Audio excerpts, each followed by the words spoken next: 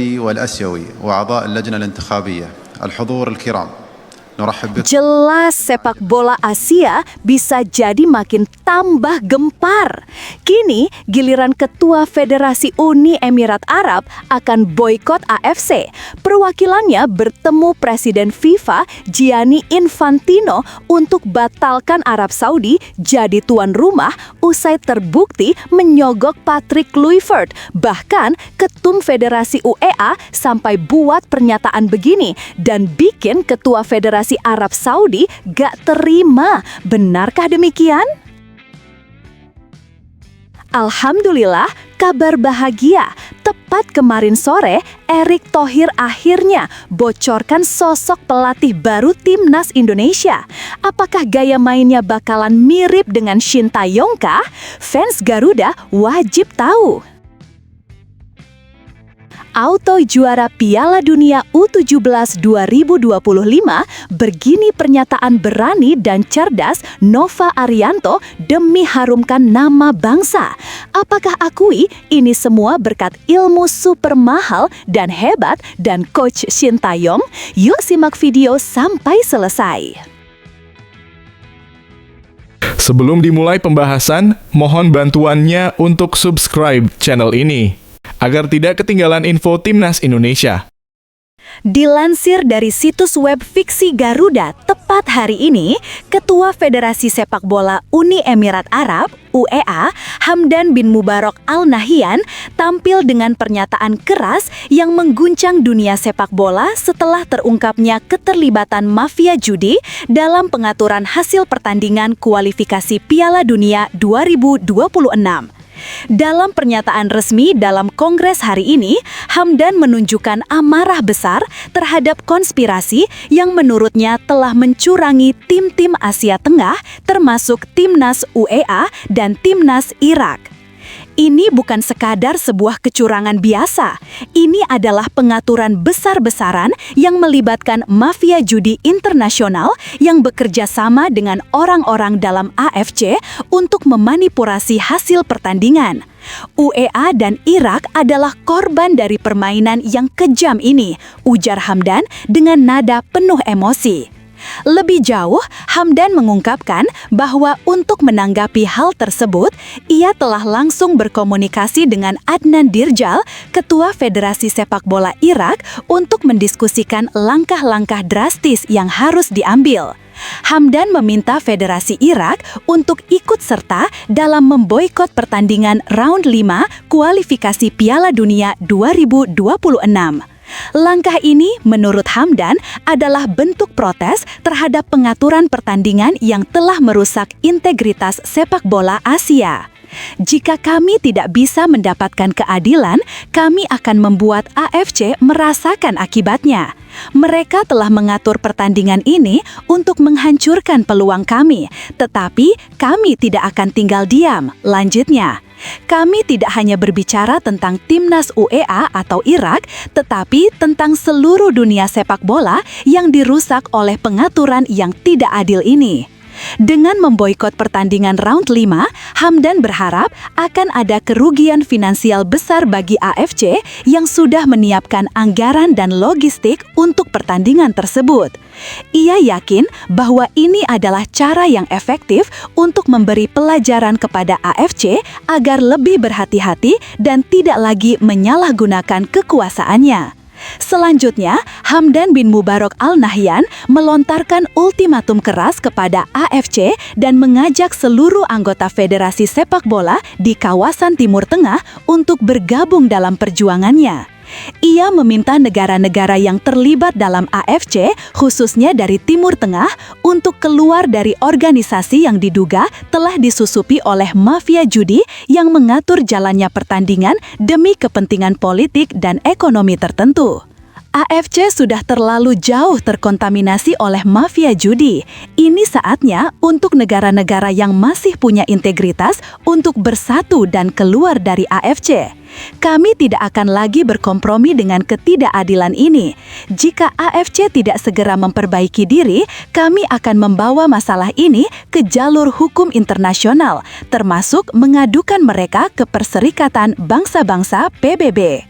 Hamdan juga menambahkan bahwa jika tindakannya dan seruan ini tidak mendapatkan perhatian dari AFC, ia akan memimpin langkah-langkah lebih lanjut untuk mendesak seluruh negara di Timur Tengah untuk membentuk organisasi sepak bola alternatif yang lebih adil, transparan, dan bebas dari pengaruh buruk. AFC hanya akan tersisa 2 negara, Arab Saudi dan Qatar, yang sudah menguasai segala keputusan dan pengaturan. Ini tidak bisa dibiarkan, tandas Hamdan dengan nada penuh tekad.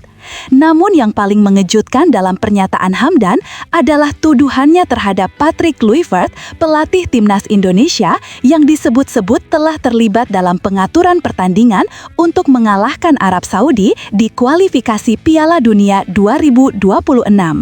Hamdan menyebutkan bahwa informasi yang diterimanya menunjukkan bahwa Kluivert telah menerima suap sebesar 700 miliar rupiah dari Federasi Sepak Bola Arab Saudi untuk sengaja membuat Indonesia kalah dalam pertandingan tersebut. Patrick Kluivert telah mengkhianati rakyat Indonesia dan seluruh sepak bola Asia. Dia bukan hanya menjual diri untuk uang, tetapi juga merusak masa depan sepak bola Indonesia.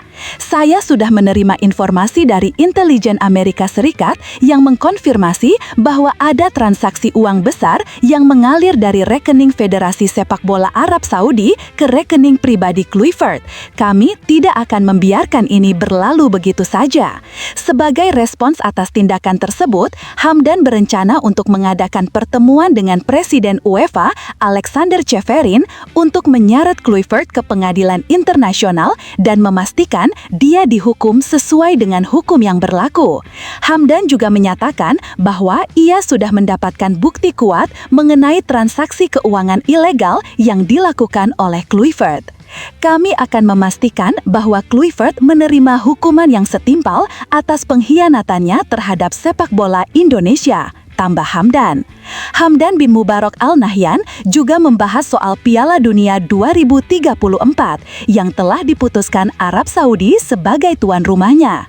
Menurut Hamdan, proses pemilihan Arab Saudi sebagai tuan rumah tidak hanya dipengaruhi oleh faktor ekonomi dan politik, tetapi juga oleh pengaturan mafia judi yang ingin Piala Dunia tersebut digelar di negara yang telah terlibat dalam pengaturan pertandingan. Hamdan mengungkapkan bahwa ia dan tim perwakilan UEA telah bertemu dengan Gianni Infantino, Presiden FIFA, untuk melaporkan segala hal yang terjadi di AFC dan mendesak agar keputusan untuk menjadikan Arab Saudi tuan rumah Piala Dunia 2034 dibatalkan demi menjaga integritas kompetisi sepak bola global. Arab Saudi tidak hanya merusak sepak bola Asia, tetapi mereka juga berusaha menguasai sepak bola dunia dengan cara-cara yang tidak sah. Piala Dunia 2034 di Arab Saudi harus dibatalkan agar tidak ada lagi pertanyaan tentang integritas FIFA. Sebagai bagian dari langkah konkret untuk memperbaiki keadaan, Hamdan bin Mubarak Al Nahyan mengumumkan bahwa UEA akan mendukung penuh Federasi Uni Asia Timur yang diprakarsai oleh negara-negara seperti Jepang, Korea Selatan, dan Indonesia. Melalui federasi baru ini, Hamdan berharap Asia Timur dapat berkembang dengan integritas, bebas dari mafia judi yang merusak sepak bola. Sebagai bentuk dukungan finansial, Hamdan mengumumkan bahwa UEA akan menyuntikkan dana sebesar 100 triliun rupiah untuk membangun infrastruktur sepak bola yang lebih baik di kawasan tersebut, serta untuk memastikan bahwa liga dan klub sepak bola di Asia Timur tidak terpengaruh oleh praktik ilegal yang selama ini merajalela. Kami tidak hanya berbicara soal kebersihan sepak bola, tetapi juga tentang investasi jangka panjang untuk generasi mendatang. Uni Asia Timur akan menjadi alternatif yang bersih dan kuat bagi seluruh negara di kawasan ini, ungkap Hamdan dengan penuh semangat. Hamdan juga berencana untuk bekerja sama dengan FBI atau Biro Investigasi Federal Amerika Serikat untuk membasmi mafia judi yang berpotensi merusak rencana besar ini. Sementara itu di sisi lain, Yasar Al-Misehal, Ketua Federasi Sepak Bola Arab Saudi, SAF, memberikan tanggapan tegas atas tuduhan yang dilontarkan oleh Hamdan. Dalam sebuah konferensi pers yang digelar di Riyadh, Yasar Al-Misehal menanggapi berbagai tuduhan yang diarahkan kepada federasinya, termasuk keterlibatan dalam mafia judi dan pengaturan pertandingan yang menguntungkan Arab Saudi dan Qatar. Berikut adalah poin-poin utama dalam pernyataan Yasar Al-Misehal. Tuduhan yang dilontarkan oleh Hamdan bin Mubarak Al-Nahyan adalah fitnah yang sangat serius dan tidak berdasar. Arab Saudi tidak pernah terlibat dalam aktivitas mafia judi atau pengaturan pertandingan. Kami sebagai federasi sepak bola yang sah di kawasan ini selalu menjaga integritas dan prinsip fair play dalam setiap pertandingan yang kami jalani. Tuduhan bahwa kami bekerja sama dengan mafia judi untuk mengatur hasil pertandingan adalah upaya untuk merusak reputasi kami dan sepak bola Arab secara keseluruhan. Ini adalah serangan yang tidak dapat diterima dan kami akan mengambil langkah-langkah hukum untuk melawan semua klaim yang tidak berdasar ini. Pernyataan bahwa Arab Saudi dan Qatar telah dijamin lolos otomatis adalah pemahaman yang salah. Seperti yang sudah diumumkan oleh FIFA, kualifikasi Piala Dunia 2024 akan melibatkan format baru yang mencakup 48 tim dengan 2 tempat otomatis untuk negara tuan rumah. Kami memahami bahwa dengan perubahan format ini, semua tim akan berlomba untuk mendapatkan tempat di turnamen tersebut melalui proses kualifikasi yang sah dan kami akan berkompetisi dengan cara yang paling adil. Al-Misehal menambahkan bahwa Arab Saudi akan tetap bertanding sesuai dengan prosedur yang berlaku dan tidak ada keputusan yang menguntungkan mereka di luar jalur yang sah. Tapi tunggu, benarkah kabar tersebut? Simak hasil penelusuran admin di akhir video ini ya guys. Ketua Umum PSSI Erick Thohir menjelaskan penentuan pelatih baru akan melalui proses seleksi oleh Badan Teknis Nasional dalam Technical Director sebelum dilaporkan ke rapat komite eksekutif. Menurutnya, PSSI juga tengah melakukan profiling untuk mencari sosok pelatih yang memiliki gaya kepemimpinan dan strategi sesuai dengan blueprint sepak bola Indonesia 2030. Bahwa untuk kepelatihan, ya kita nanti BTN, TD akan searching calon-calonnya siapa. Lalu nanti dilaporkan ke Ketua Umum, ya Ketua Umum akan adakan rapat exco gitu. Jadi prosesnya seperti itu. Tapi kalau misalnya tiba-tiba ya ini polemik yang terjadi gitu, mohon maaf 2 hari, saya rasa konteksnya kemarin bukan itu kan. Kemarin kan saya bicara yang lain gitu. Nah jangan sampai ini terjebak. Jadi prosesnya kita lakukan. Proses pencarian pelatih baru ini diharapkan berjalan transparan dan selektif. PSSI menegaskan komitmennya untuk menghadirkan pelatih yang tepat demi prestasi panjang sepak bola nasional. Setelah memecat Patrick Kluivert, kini PSSI didesak untuk segera menunjuk pelatih baru untuk menangani tim nasional Indonesia. Jumat sore, Ketua Umum PSSI Erick Thohir menyampaikan sejumlah program terkait masa depan program Garuda. Ia menegaskan bahwa sedang melakukan evaluasi sekaligus merencanakan program kerja timnas. Erick menegaskan PSSI selalu memberikan dukungan penuh kepada siapapun yang melatih tim nasional dan ia tetap berharap timnas menembus Piala Dunia 2034. Blueprint PSSI itu tidak berubah. Kita maunya 2034 karena kenapa? Ada pembinaan dan juga ada pemain-pemain terbaik yang di luar negeri kita akan coba konsolidasikan. Tapi ada opportunity, ya kita coba gitu. Sementara itu pada bulan November nanti, PSSI akan fokus mempersiapkan tim nasional U23 yang akan terjun di SEA Games 2025. Sehingga sangat mungkin FIFA Matchday akan menjadi kesempatan bagi anak asuh Indra Syafri beraksi. Dalam konferensi pers yang digelar di Gelora Bung Karno, Ketua Umum PSSI Erick Thohir menegaskan kritik boleh dilakukan sepanjang membangun. Namun segala bentuk bullying terhadap pemain muda adalah tindakan yang tidak dapat diterima. Erick menyebutkan PSSI akan memberikan perlindungan terhadap pemain yang menjadi korban perundungan di dunia maya, sekaligus mengajak publik untuk membangun atmosfer sepak bola nasional yang lebih positif dan sehat. Kita kritik nggak ada masalah, tetapi kalau sampai kita menerima racism Ya, diskriminasi itu bukan kita lah, bangsa kita bukan itu. Dan saya menolak tegas kalau yang namanya diskriminasi. Ya, sejak awal saya ketua PSSI saya juga nggak mau ada diskriminasi di lapangan sepak bola dengan saudara-saudara kita dari Indonesia Timur. Itu saudara kita, nggak bisa di-labeling seperti itu. Erik juga sekaligus mengajak masyarakat menciptakan atmosfer sepak bola nasional yang positif, sehat, dan mendukung perkembangan generasi di masa depan. Timnas Indonesia sudah bersiap menghadapi Piala Dunia U17. Seluruh skuad Garuda Nusantara sudah berada di Dubai, Uni Emirat Arab, menjalani training camp sebagai persiapan menuju Piala Dunia.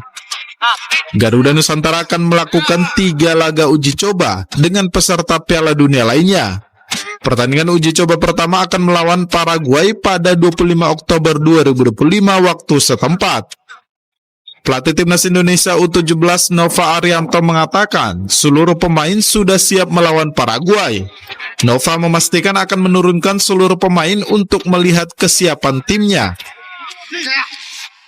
Cedera ada satu pemain ya, Nesta, yang masih kita pantau secara kondisinya, tetapi kita lihat besok apakah Nesta bisa siap main atau enggak. Tetapi saya ingin melihat semua pemain dalam kondisinya siap dan saya bersyukur semua dan siap bermain besok. Lagi pada kesempatan kali ini saya ingin memberikan kesempatan kepada semua pemain ya, karena sekali lagi ini menjadi pertandingan yang mungkin jarang kita dapatkan karena kita bisa berhadapan dengan salah satu negara yang dari sisi sepak bola sangat kuat ya, Paraguay ya, dan saya berharap pemain bisa mendapatkan banyak pengalaman di pertandingan besok dan sehingga membuat itu mereka akan bisa lebih siap lagi nanti di Piala. Sementara itu, striker Garuda Nusantara Zahabi Goli mengatakan laga uji coba ini penting bagi timnya sebagai bentuk persiapan adaptasi melawan negara-negara yang sudah berada di fase grup Piala Dunia. Ia mengaku siap menghadapi Paraguay di laga uji coba pertama ini.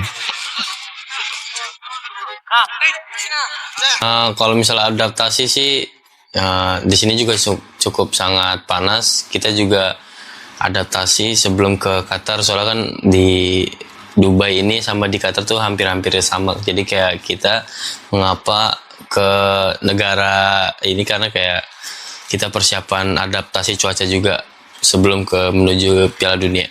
Dalam uji coba besok kita melawan 3 negara yang mewakili di grup Piala Dunia tersebut. Buat targetnya saya dengan tim bisa beradaptasi untuk melawan negara-negara yang memang sudah ada di fase grup di Piala Dunia nanti. Timnas Indonesia U17 dijadwalkan akan menghadapi 3 laga uji coba melawan negara-negara peserta Piala Dunia selama di Dubai, Uni Emirat Arab, yaitu Paraguay, Afrika Selatan, dan Panama. Usai laga tersebut, skuad asuhan Nova Arianto akan langsung bertolak ke Doha, Qatar, menghadapi pertandingan sesungguhnya Piala Dunia U17. Goli dan kawan-kawan akan menghadapi laga pertama melawan Zambia pada 4 November 2025 mendatang. Setelah lebih dari sepekan Timnas Indonesia gagal melaju ke Piala Dunia 2026, PSSI akhirnya buka suara. Pada 16 Oktober 2025 lalu, Federasi memecat Kluivert dari kursi kepelatihan Timnas Indonesia lantaran gagal melaju ke Piala Dunia. Pada Jumat kemarin, Ketua Umum PSSI Erick Thohir menjelaskan pihaknya masih fokus mencari pelatih baru pengganti Kluivert. Erick menjelaskan kepada publik bagaimana mekanisme pemilihan pelatih timnas yang baru nanti, termasuk harus melewati rapat bersama Exco PSSI. Ketua Umum PSSI Erick Thohir yang juga meminta fans timnas Indonesia untuk move on dari pelatih sebelumnya Sintayong yang ramai diperbincangkan memberi kode siap kembali memprioritaskan timnas Indonesia jika ada tawaran datang dari PSSI. Ia mengatakan STY dan Patrick Kluivert memiliki kekurangan dan kelebihan yang harus bisa dimanfaatkan oleh pelatih baru timnas nanti. Bahwa yang namanya Coach Sintayong dan tentu Coach Patrick sudah menjadi bagian masa lalu. Tapi apa yang telah diberikan Coach Sintayong kita apresiasi. Apa yang kekurangannya kita pelajari. Sama juga dengan Coach Patrick. Kita apresiasi, kekurangannya kita pelajari. Makanya kita mencari yang namanya pelatih bisa nggak lebih baik daripada sebelumnya. Dengan track recordnya, dengan targetnya. Dan targetnya sendiri ada jangka pendek dan jangka panjang. Sementara itu untuk laga FIFA Matchday November mendatang, federasi tidak akan buru-buru untuk timnas senior. PSSI akan memprioritaskan laga FIFA Matchday nanti untuk timnas Indonesia U23 di bawah asuhan pelatih Indra Safri. Laga itu juga nanti sebagai bentuk persiapan Garuda Muda menuju SEA Games 2025 di Thailand pada Desember mendatang. Berawal dari keputusan Indonesia yang menolak kedatangan pesenam Israel yang akan bertanding di kejuaraan dunia senam di Jakarta, Komite Olimpiade Internasional atau IOC membuat pernyataan keras. IOC mengimbau kepada federasi-federasi olahraga internasional agar tidak menggelar ajang internasional di Indonesia karena tidak bisa mengakomodir kehadiran seluruh atlet dunia. Menteri Pemuda dan Olahraga Erick Thohir menyatakan bahwa Indonesia tidak akan panik karena sikap menolak kedatangan atlet Israel sudah sesuai dengan konstitusi dan komitmen Indonesia untuk menjaga perdamaian dunia. Komunikasi diplomatik antara Indonesia dengan IOC tetap akan dijaga di masa mendatang. Beberapa case di dunia ya tetap kesempatan berdiskusi bersama tentu IOC terbuka. Nah, karena itu saya mendukung penuh ya sebagai Kementerian Olahraga ya kepada KOI. Menjelang terjun di ajang SEA Games 2025 di Thailand, Federasi Akuatik Indonesia mengirimkan para atletnya untuk beruji coba di berbagai event internasional. Di cabang renang, para atlet muda akan unjuk kebolehan di Asian Youth Games di Bahrain serta tryout di Jepang. Sementara para perenang senior tampil di Islamic Solidarity Games. Tim putra polo air akan terbang di Korea, sementara tim putri akan menguji diri di Cina. Sementara para atlet loncat indah akan terjun di kejuaraan dunia dan Asia. Mudah-mudahan dengan persiapan dan banyak tryout itu bisa mengasah bukan hanya teknis tapi mental. Kita mencoba kali ini urusan psikologi juga kita perhatikan supaya nanti kita punya atlet yang bisa perform atau meledak pada saat SEA Games.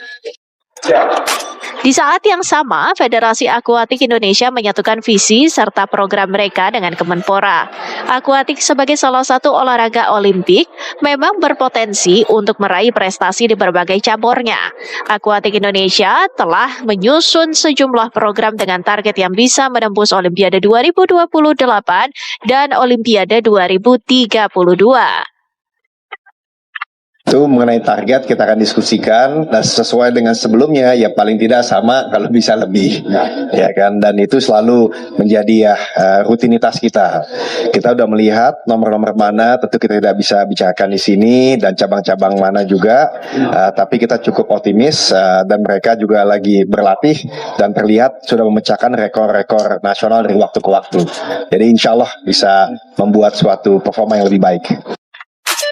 Dari Jakarta, Kesia Butar-Butar, Firdaus, TV One, mengabarkan. Setelah ditelusuri oleh admin, berita pertama tadi hanya karangan ya guys. Tujuannya untuk edukasi penonton, karena mulai marak berita karangan yang menyebar di YouTube. Penulis juga sudah memperingatkan agar hati-hati sebelum menyebarkan video ke halayak luas.